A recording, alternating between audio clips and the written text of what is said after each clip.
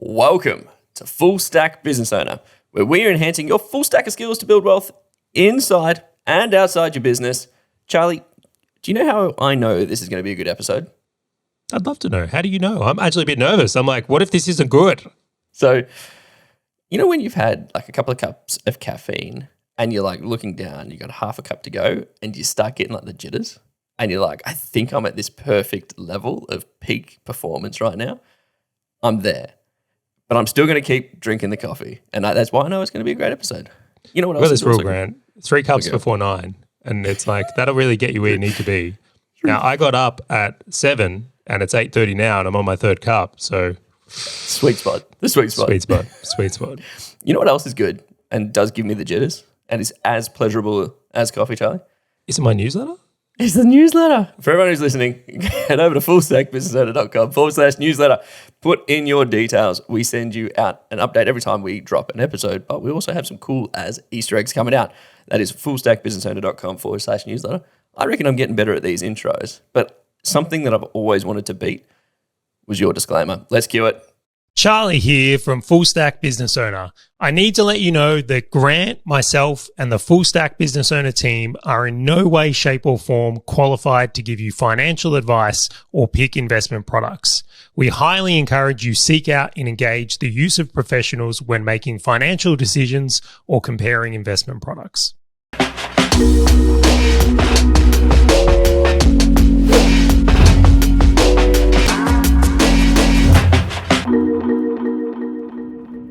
All right, Grant, this is an episode I've actually wanted to do for a while. I've been in deep thought in how to articulate it because it's a little bit complex, but I think once people get this, it has the ability to really change the trajectory of their wealth.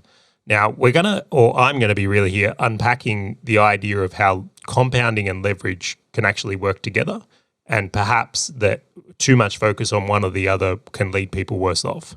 So I want to share a story. Actually, I might, before I even do that, is just describe the difference between compounding and leverage, and then I want to share the story that goes around it. So when I talk about things that have leverage, what I'm talking about is like our media company here, where we employ people, those people help us, the leverage is the team in that example there. So really easy one.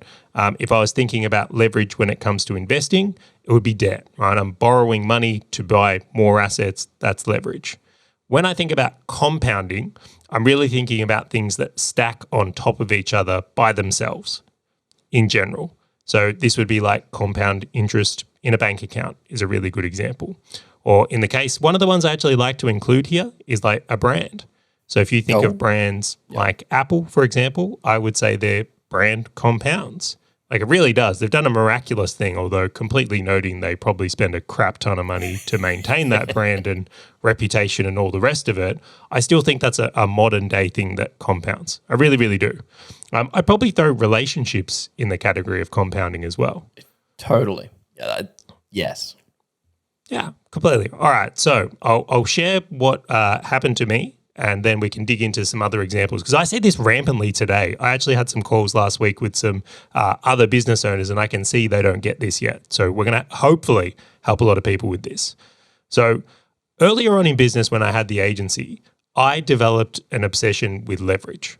So I was convinced the more leverage I can create in my business, the better things would become.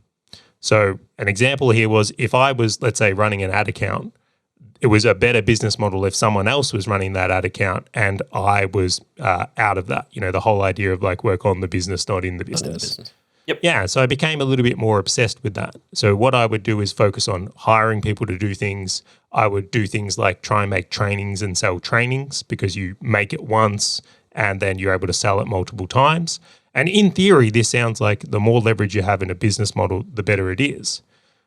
But in reality, like it was much more profitable for me to run an ad account myself at this point or be involved in those ad accounts a little bit more rather than trying to be a bit more hands-off.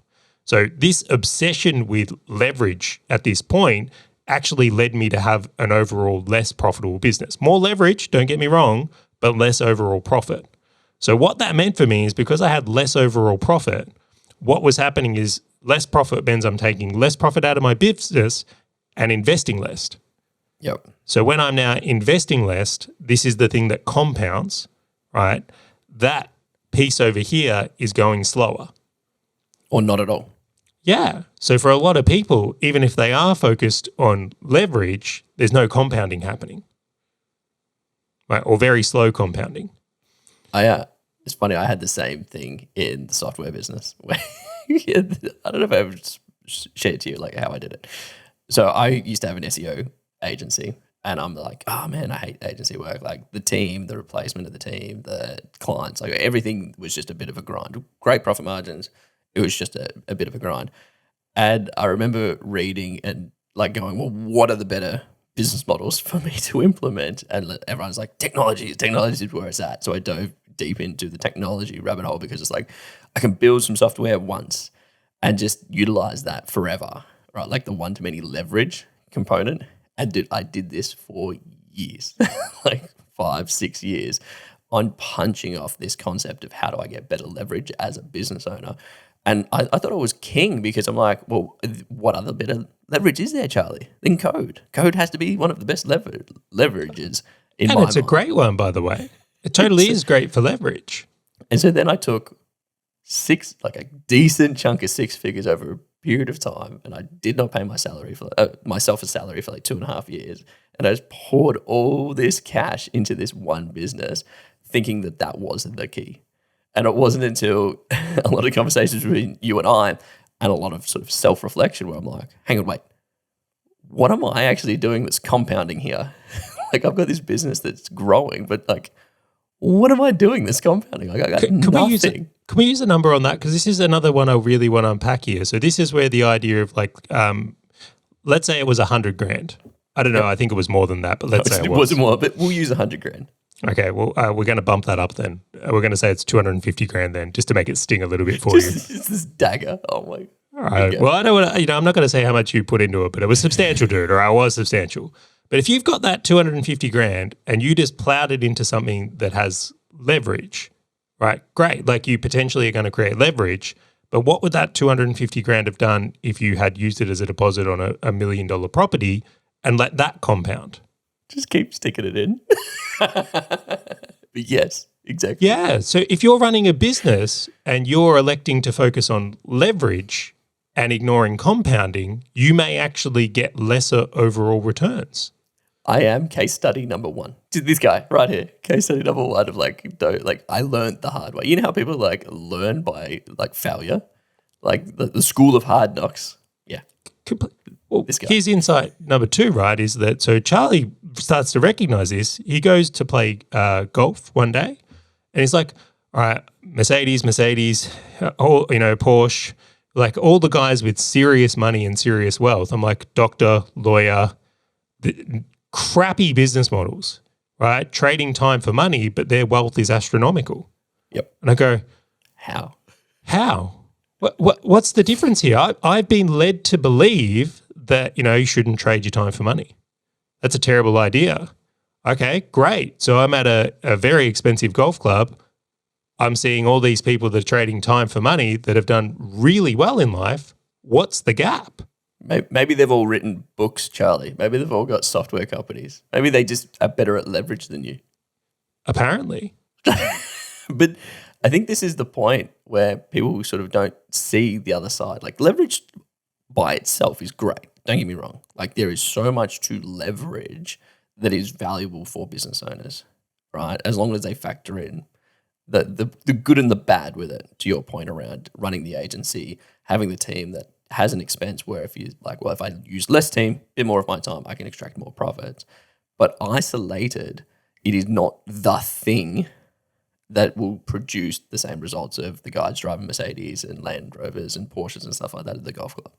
I'm by no means saying that their car necessarily is the thing here, but I think we could all acknowledge in general, if you were to meet doctors, lawyers, in general, they're an affluent bunch. Completely. So and I really want to unpack this because I think the examples really make you think about it. It made me think about it a lot. So you've got a doctor here. Let's pretend he's a surgeon. All right, he has to work. He has to go do surgery to make the thing happen, to get paid. He gets really paid well for that though. If he takes his capital and instead of trying to deploy it in software companies, knife twist, he takes it and he goes, I'm going to buy potentially a property or invest that into something that compounds. in the same time frame as your investment versus this one, a few years down the road, his net wealth and potentially cash flow and things that the person who's trying to get that from leverage would have got has achieved in a different way. So what's this person done is they've gone, I'm taking my active income that doesn't have leverage or compounding, I'm leveraging using debt, and I'm using compounding over here, and I've actually created a better overall business model and vehicle because I've combined the worlds of business and wealth. Totally. Just like Transformers, when they all combined into that big. Is that Transformers? No, that's Power Rangers. Don't judge me, Charlie. There was Captain Planet, right? Now that your powers are combined, I'm Captain Planet. Like, was that our childhood? This is why you do the analogies, not me. If anyone could please let us know, do the Transformers ever actually come together? I feel like they did. I swear they do. I swear there was an episode where they came together. But this was the point. This is you've hit this point. It was the Power Rangers. No, the actual point that I was going to say is it's the flywheel, right? It is everything together. It is not things in isolation, right? Like if you put a little bit of money in a bank account or in like one investment and go, I'm done. This is going to be me forever. The compounding might not get you to where you want. It's the flywheel of doing the thing, which is why business owners have such a good advantage in this, right? And doctors and surgeons and all that can be incorporated into what I'm saying on business owners, is because they can do the thing in their business whether it's via leverage or not leverage, and invest that into something that is compounding, whether they use leverage for debt or to go and sort of exacerbate it and grow a bit more, and then just continually do that flywheel. And that is like the greatest concept of, what do they call it? Dollar cost averaging in the share market, right? It's like, how do I take this money and just continually stoke that fire until it's at a point where I need it to be or I want it to be in order for me to achieve whatever goal I'm looking for. And so it's actually, and I loved what you said, it's the combination of them, the Power Rangers, if you will, of them, where you've got your leverage and your compound, and you go, well, how do I bring these together? And you have leverage in your business and you have leverage in your investments. You can have compounding in your business and you can have compounding in your investments. So it's not them in isolation. It's like, how do you bring them together and strategically play that game for one sort of greater outcome? Yeah, so I really want to unpack some things that, again, if you take it back to my obsession, right, I'm looking at this and going, well, in the agency model, I could have been overall more profitable if I was willing to do some things in the accounts. Yep. My unwillingness to do that created a lower margin. So the one that stands out to me today, and this is the one I see more dominantly, is you've got, I'm going to say like the education space. So these are people that are consultants or do masterminds or have courses, and I'm going to lump them all into one bucket for this analogy here, noting they're very, very different and we may unpack them a little bit more. If you're currently a consultant and you do one-on-one work, so we'll keep it in the same realm, you teach people how to run an agency. Yep. Right? Because we're talking about the difference between doing and now teaching it. You might sell your one-on-one time for a really good rate. And you might be sitting there going, I've got to turn this into a one-to-many program. I've now got to turn this into a course. I've got to make a book. And it's like you start coming up with all these ideas of how you can create leverage, but there is going to be, and you may still pursue those, but you may be completely ignoring the idea that you may be better off just taking that good income you've got and moving it like a doctor or a lawyer. Totally. And this comes back to, continue, sir. Right. So why do people, in general, someone who's doing one-on-one will hit a ceiling on their income and then go, all right, well, there's only so many hours in the week. This is all the teaching I can do. I need to swap to one-to-many or I need to make a course. Yep. Now, if let's say that person, I'm going to use a really easy example here. Let's say they're making 20 grand a month doing one-on-one and they live on 10. I'm just using round numbers, easy numbers for this. If you're able to take that 10 and get it compounding, right, that compound rate's going to be significant. If you swapped to suddenly doing books, so you dropped down your consulting and you said, look, I'm making these books, it's better leverage, but all of a sudden you're only making 15 a month. So now you're taking that 5 and you're contributing in there. You've just halved the rate of compounding on the other side here. Yep. Now, why is someone looking to make these changes is to overall make more money. Like people are trying to deploy more leverage to make more money, but completely not recognizing that you may be able to grow your wealth far faster and achieve something more there, potentially, not financial advice, in the housing side of things or on the in investment side of things, versus get that return in your business. Yeah. And it is such an interesting concept because we see this a lot in the business owners that we coach and talk to, where they just play this never-ending game of leverage without, and I'm going to stack one more thing on top of it, without actually realizing that the set of skills to write a book, market a book, sell a book, and scale a book is fundamentally different from being the consultant or the thing, right? Like, wait, we got to stay there. How many people do you know that have made a course thinking it was better leverage, only to realize that marketing that course is really hard and difficult and challenging, and they end up just spending all that time on marketing it? Dude, totally. Yes, I spoke to a guy yesterday around agency and courses around, and he's just like, cool, I've worked with an agency owner and I want to build courses and start selling the courses because I think that's going to be a better leverage. And I'm like, it's a fundamentally different business. I'm like, they're not one and the same. But it comes back to your point around, well, if you're consulting to people or running an agency, it's like, well, what is, and I'm going to do a shout out to James Ramco on this one. Like, what's your effective hourly rate? Like, what are you, for the hours you're putting in, how much money are you actually making back, right? Because to your point, if you're making 20 grand with a net of $10,000 on consulting, and then you to go and put all this time and effort into researching door to book and selling it for $10, $20, whatever, and then building a funnel for it, selling it, doing all those kind of things.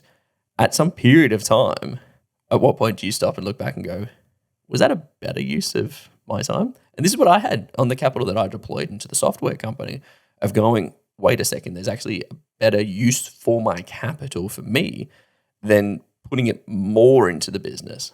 Because I'm like, at what point do I sit there and analyze and say, well, what the hell do I have in my inventory that's just compounding for me outside of like a business, which I would argue is not just a compounder. It's not guaranteed. I would go as far to say James is a master of this concept. He's doing it incredibly well in both worlds. So in his business and in his investing life, which I think he's an absolute champion of what we're preaching here. So it's like, I would say he's one to watch because he's done it at a level of excellence where he has great leverage components of his business. He also has some things he does. I know he does some one-on-one in Silver Circle and has a mastermind and all those things. But then on the investing front, he's done the same things. Can I use a reverse example here to make another point? Go on. All right, developers. Right, so if you think about many people in developing will look at the returns they can get where they buy a block of land or... Property developers, yeah. Yeah, property developers, just to be clear, not website developers. I'm sitting there going, my coders? Yeah, great. Yeah, cool. Yeah, so they are people that will go in, potentially buy a block of land or buy a property, knock down it, develop it, get their return and sell it, right? But then once they sell it, there's nothing compounding for them.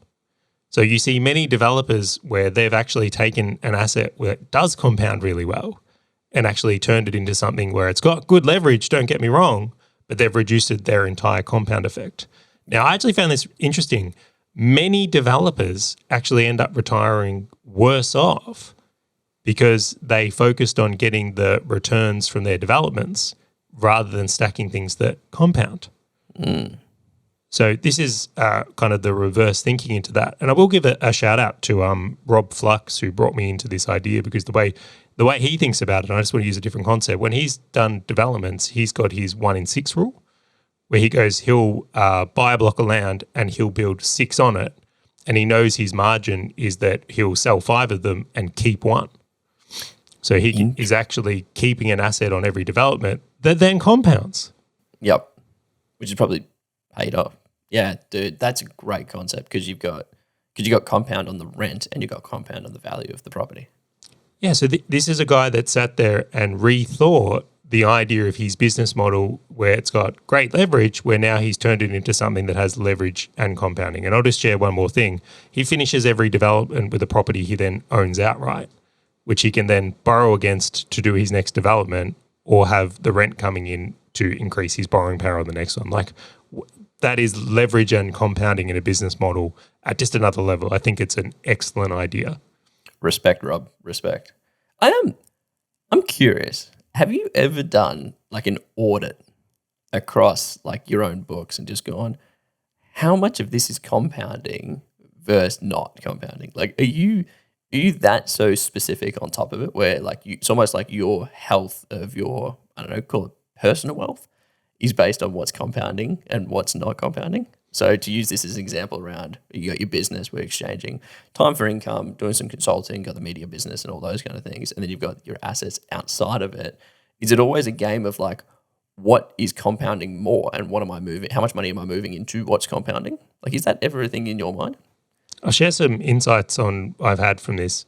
Have you ever been on like the Money Smart calculator about compound interest? Have you ever done like gone on there and say like if I have this much money and I invest this much per month and it comes back at 7%, where does it end up in 10 years? Yeah, so I'll answer that with a quick story. I did it once upon when I started my software companies, and then I blocked the website so I could never go and see it again. Probably wise. Yeah, but don't you see, like you get sold these narratives of like, oh, it's a terrible, trading your time for money is terrible, Grant. Don't do that. Yeah. You got to focus on leverage and software. Like that's where everyone's winning. That is not my experience. I think that people slay the sacred cows. So they come in and tell you that consulting is a terrible business model because you're trading your time for money and you need to focus on things that are leveraging if you want to get to being wealthy. And I'm not against creating better business models. I just think they're missing the idea of like you can take this time for money thing and turn it into something that compounds and has leverage, which I think is there. So I'll take you through this moment. I'm sitting on this Money Smart calculator. I'm going through, okay, well, if I've got this much money and I can invest this much per month and I can get a 7% return, where does it get to, right? And then I go, what would happen if I could get 10% returns? And I crank it up and then I start thinking about the risk I have to take to start increasing the returns, right? So you have to become a better investor and potentially take on more risk to do that. So for example, and I'm not at all suggesting people do that, if the average return on an index fund is 7%, that's like the easiest way to get you 7%. If you want to get 10%, well, now you got to start picking individual stocks that outperform that way harder. I'm looking at that and going, well, what if instead of trying to get outsized returns on investing, I just put more money in? So rather than, let's in this example saying I invest $10,000 a month, what if I invest 15? Yeah.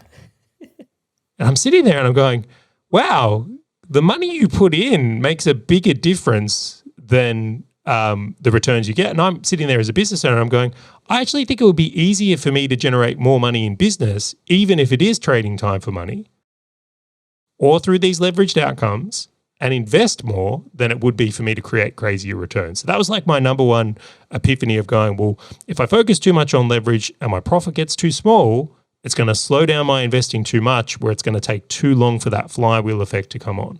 Yeah. So there's a different game to be thought about here in the context of achieving like financial independence, right? If you're going to go after that goal, you got to really reconsider it. So that was my epiphany moment, like on there about like the amount of profit you take from a business and compound matters a lot, really matters a lot. Obsession with leverage is not the only way. There's different ways to play this game. You don't win because you've got a high leverage business model. You can win with no leverage as long as the income is okay. Wouldn't recommend it, but still you get my point. All right, so second epiphany there. All right, so that's the first one. The second epiphany I had a few years back is when we keep two sets of books. We have our business books, which I'll call the active business books. And then I have my accommodation business, also known as my property investment portfolio. And it's when that business started making more than my active business. Yep. So when we had moved enough profit into the property portfolio, which you just got to think like in year one, it made not much at all. But after a few years of things compounding and a number of properties we have, now that compound effect over there is so strong, it makes more than my active business does at all. So when that happened, that was really impactful for me from the idea of going, well, it wouldn't matter if I had no leverage in my business now. Like I could literally trade all my time for money.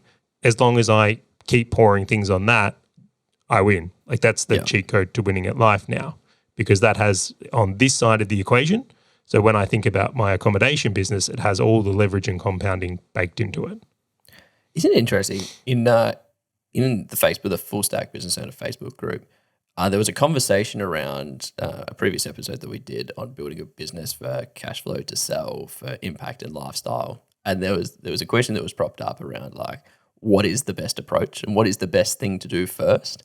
And it was really interesting seeing sort of all the business owners talk about their interpretation of how to play this strategy. And this was literally one of the points that triggered off this topic, because it's like, okay, well, have you thought about the cash flow into compounding assets? Have you ever thought about your business as the mechanism that is reliable and consistent, that can just continue stoking that fire, where the game is profit extraction into a better vehicle, and the better vehicle is not a bigger business in most circumstances. Like I would argue, it totally can be. It can, I think the most challenging thing in this conversation we're having now is this is not a one size fits all. I think the most challenging thing is let's say there's a plumber out there right now. What's he going to do? Start writing books to get better leverage? Just focus on getting a bigger team? His best opportunity might be, no, go clean the drains. You're going to make great money doing drains. Select an investment vehicle and focus that on your strategy. Because over time, how you get better leverage is that you're going to be able to compound really well. Yeah. Now, for others that are in a business model that allows better leverage and a whole bunch of things, which I think internet marketers take for granted, that different story, right? So this is where it's like it's very individualized. I think the awareness piece is key. I was having a conversation with a guy who runs an agency, and he's done very well, and he's looking to try and invest. He's basically had a conversation. He's like, I want to invest in other businesses. Why? I've got cash available and I'm good at running businesses, and that's what I want to do. I just want to keep building businesses because they're going to be the cash cows that continue to provide me income every single month. And it was an interesting conversation around sort of talking to him of going, okay, well, what do you have now? And the greater question, if I had have just summarized it in one question, was like, what do you have now that is compounding for you? Where the business, you are trading time for money and you're utilizing team and code and stuff like that for leverage, which is awesome. And it's creating great profit and you're looking to produce more of that. But it keeps coming back to this foundational base of cash in a bank account.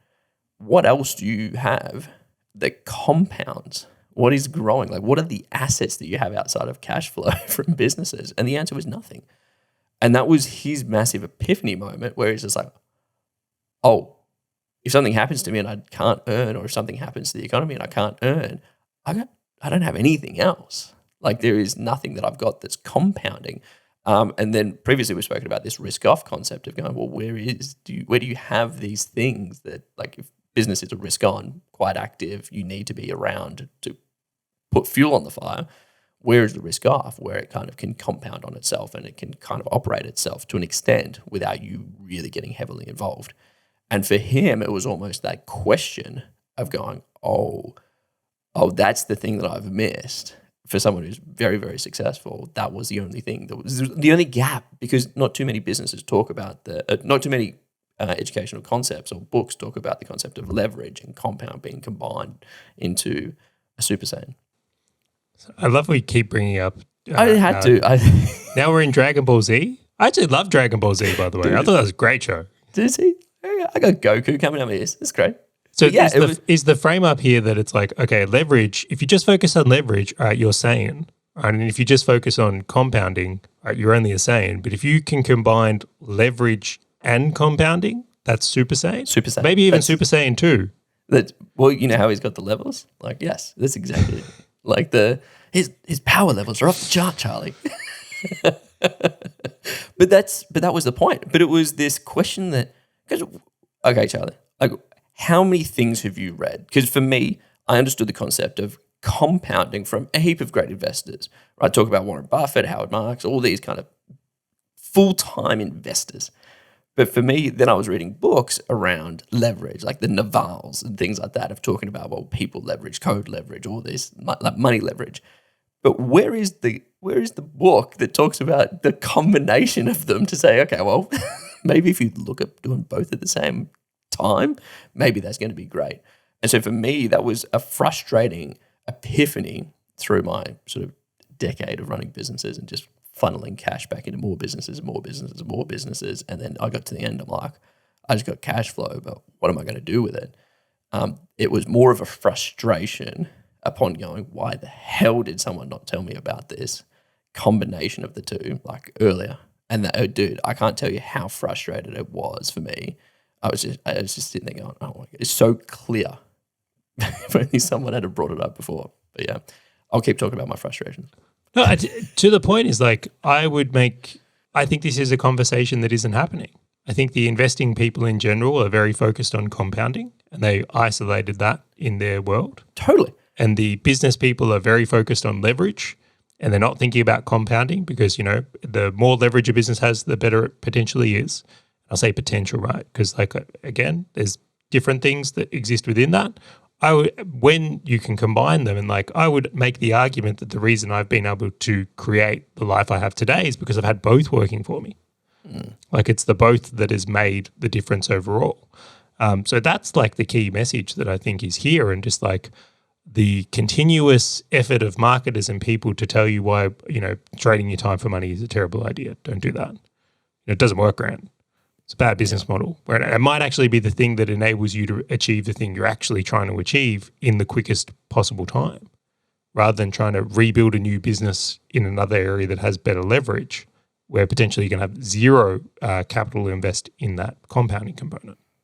Yeah, or redeploying capital into other business mechanisms that have the potential to go and earn you more cash flow and keep going back into these foundational points. So for people sitting there now, Charlie, going, holy smokes, I could totally see. I'll be so happy if someone's out there actually said, holy smokes. Hey, don't you know? Everybody's like taking my phrases and just saying them now. It's fantastic. So when people sit there going, holy smokes, Grant, you're right. Transformers, they come together, create a massive power sword. What the hell do they do now? Like they're like, okay, Charlie, thanks. Thanks for telling me I've been running. This is me. Thanks for telling me I've run businesses wrong for a decade. Like where I've just been feeding back the business sort of beast. What do I do? I just accept it and go, yeah, definitely. Well, can you just imagine this, right? Is that at once a point in time, right, people didn't realize that peanut butter and jelly went together. And then once they did, they've merged something together that allows them to have a better overall experience. At one point, these operated in isolation, and now they are together to become something more. This is the analogy special. Like it really is. We got now it's Super Saiyan peanut butter and jelly sandwiches. Now, but the point I make on this one here is that I tend to believe that what you focus on grows. So if you're only focused on leverage, that's probably all you're going to create. And if you're obsessed about compounding, that's all you're going to create. That's all it is. I don't think any of these concepts are groundbreaking. What I do think is groundbreaking, that is, imagine you started getting your monthly reports and you started to have more awareness on both of these and started to shape up your decisions around how can I make sure I'm playing both of these well. Yep. It's fascinating that you talk about that, because that's exactly what I talk about with my bookkeeper. And I have a catch up with him on Wednesday. And it's the separation between the business, which like the goal is cash, is profit. And then the other side of it is the personal business, where the whole point is compounding growth and cash flow. But everything has to always continue to grow. If my cash flow doesn't continue to grow and the value of the assets don't continue to grow, then it's probably a really bad asset. But those are the goalposts that I now have. And I only started that, a couple of years ago. But before, I was like, what bookkeeper was coming to me saying those kind of things? Like, where was that kind of coming from? Where my yardstick is actually, well, what are the activities that I can do in a business within reason that can extract the most amount of profit? And then how can I push as much of that into a compounding vehicle? And I'm just like, in isolation, people talk about it, and I don't want to say that, and they're right. But getting profits out of a business is a great goal. Getting leverage, great. Compounding, great. But I'm like, one of those things that I still sit there dumbfounded, just going, oh, why? Like it's them mixed together, Charlie. It is. All right, well, let's wrap this one up. I think we've covered it pretty well. I'm hopeful that anyone who listens to this will start to play both worlds in a bigger way. Is there any points you want to add on to this? Otherwise, totally. Cut this. The other analogy I was going to go was Vegemite on saladas, like Vegemite and butter on saladas. I actually probably should have used a more Australian one, like Vegemite and cheese. Well, at least you didn't call it jelly, peanut butter and jelly. That was great. At least you called it actual jam. That was great. All right, wrap this one up. For everyone who's listening to this short, sharp, to the point episode, we do have a newsletter. Just in case you didn't know. I don't know. We should probably start talking about this at the start of every episode, Charlie. We have a newsletter. Head over to fullstackbusinessowner.com/newsletter. Put in your details so you get updated on everything that we punch out because it's good and you know you want to be part of it. I just want to say thank you. Thank you to you, Charlie. Thanks to the webcam. Thanks to everything that we record on for catching us and listening to us. And we look forward to catching you all on the next episode of Full Stack Business Owner.